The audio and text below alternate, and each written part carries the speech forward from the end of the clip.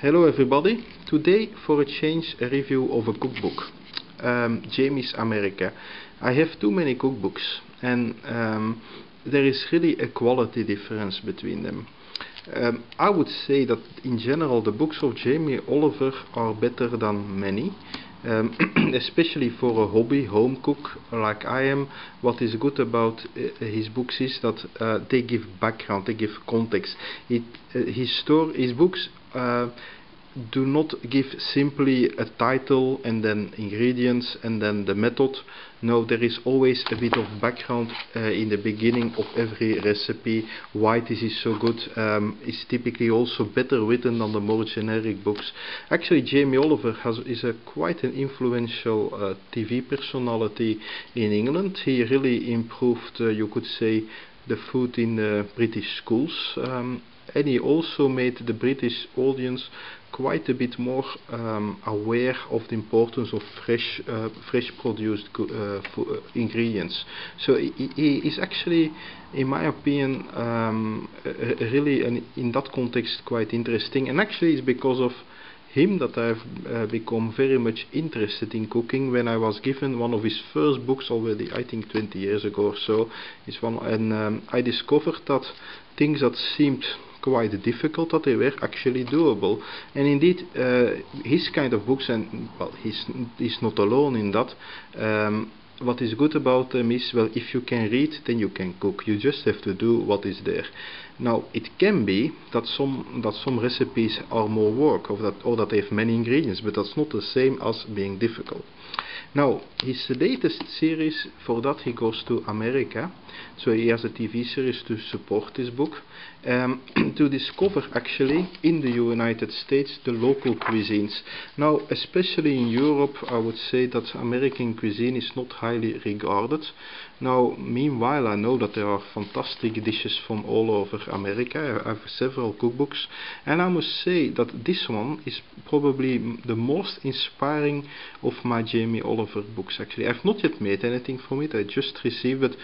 I know from experience that his recipes are typically almost guaranteed that they will succeed, and here it's quite inspiring. So it's per region, you could say. There's a chapter on New York, also including, for example, the Asian cuisine in New York, or the Italian American cuisine, Louisiana, the Cajun food, think about gumbos and so on, Arizona, including recipes from the Native Americans.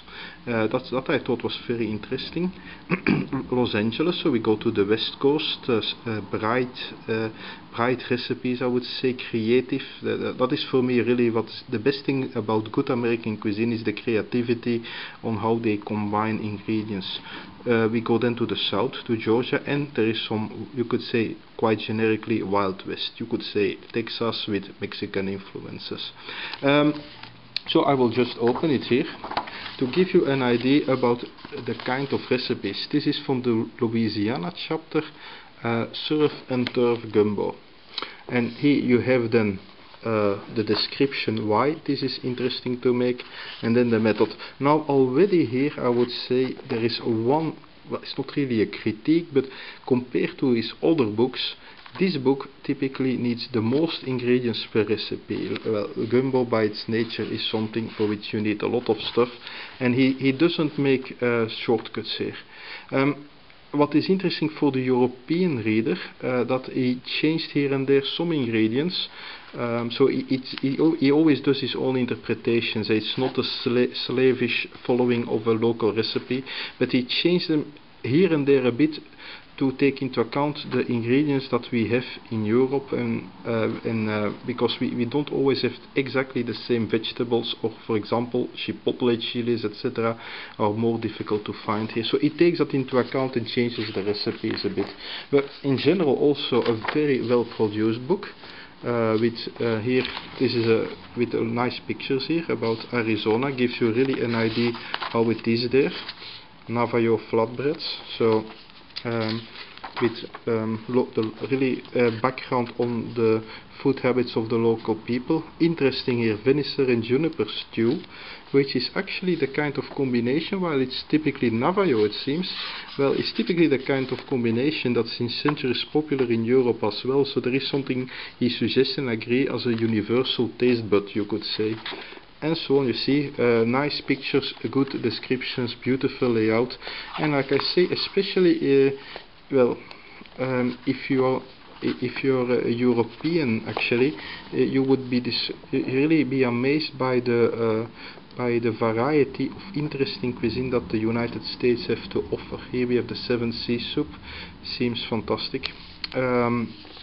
So yes, you have of course a few truly classic American dishes that we Europeans know, like the hamburger. Of course there is a hamburger recipe, but it's the kind of hamburger that is really the way it should be done.